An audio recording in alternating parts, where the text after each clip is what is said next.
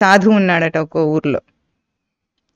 ఆ సాధువు చెప్తున్నాడు ఎవరికో, నాకు మీకు అందరికీ తెలియని ఒక గుహ నా దగ్గర ఉంది, ఏ కష్టం వచ్చినా నేను ఆ గుహలోకి వెళ్తాను అని అన్నట్ట.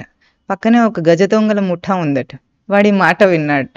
విని అన్నట్ట, ఆ గుహ ఏదో మాకు చెప్పు, ఎందుకు దొంగకు అవసరం కదా, గుహలు కావాలి కదా దాక్కోవడానికి.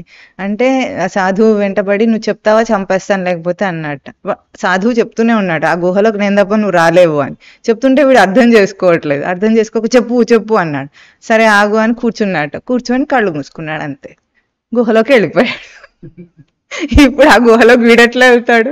వెళ్ళడు. అదేమిటి ఎంతసేపటికి కళ్ళు మూసుకుంటాడు, కళ్ళు తెరవడు, చెప్తాను వెళ్తానని చెప్పాడు, వెళ్ళట్లేదు, అక్కడే ఉన్నవాడు అట్లాగే ఉన్నాడంటే కాదు. ఏమన్నాడు? నేను వెళ్ళిపోయాను గుహలోకి, అక్కడికి ఎవరు రాలేరు. అది ఏకాంతే సుఖమాస్యతాం పరతరే చేత సమాధీయతాం. కళ్ళు మూసుకుంటే అయిపోయింది, ప్రపంచం లయం కాదు. మనకు రాని విద్యనా ఇది?